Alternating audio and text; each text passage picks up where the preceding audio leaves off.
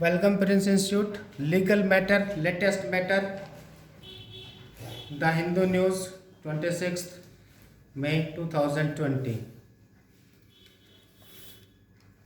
Ready? Start.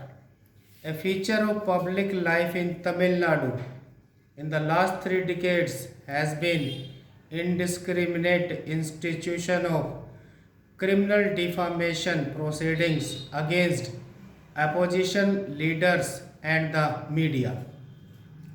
It is no surprise then that the most comprehensive judgment on the limits of the state's power to prosecute members of the press for defamation should come from the Madras High Court.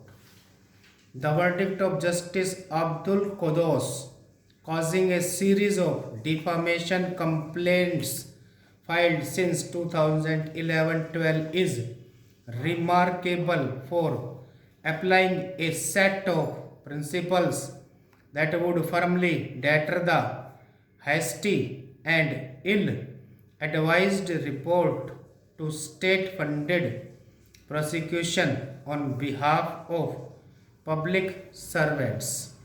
The first principle is that the state should not impulsive invoke provisions in the criminal procedure code to get its public prosecutor to file defamation complaints in response to every report that contains criticism.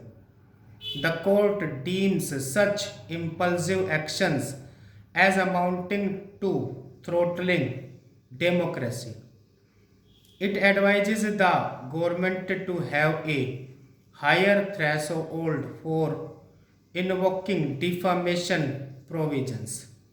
It notes that each time a public servant feels defamed by a press report, it does not automatically give rise to a cause for asking the public prosecutor to initiate proceedings on her behalf.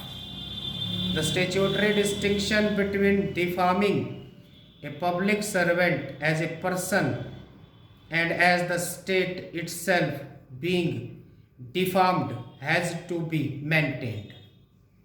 Justice Kodos goes on a fault the government for according sanction to the initiation of cases through the prosecutors without explaining how the state has been defamed.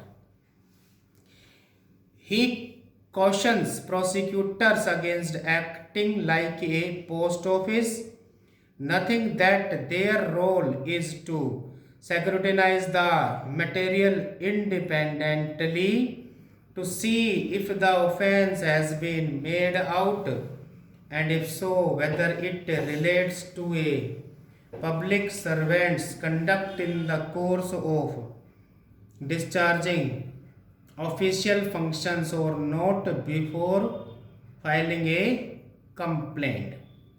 So the court finds that many were cases in which public servants ought to have filed individual cases. An earlier Madras High Court ruling noted that an essential ingredient of criminal defamation must be that an imputation was actuated by malice or with reckless disregard for the truth. A recent judgment by Justice G.R. Swaminathan enunciated what is known in the United States as the Sullivan rule of actual malice. While causing a private complaint against a journalist and a newspaper, the judge said two of the exceptions to defamation given in section 499 pertained to public conduct of public servants and conduct of any person or any public question. This implied that the legislature itself believed that unless it is demonstrated that reporting on a public servant's conduct or on a public question was vitiated by malice, the question of defamation does not arise, and that even inaccuracies in a reporting need not occasion a prosecution for defamation.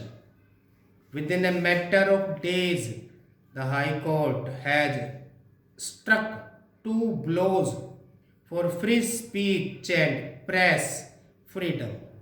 Stop.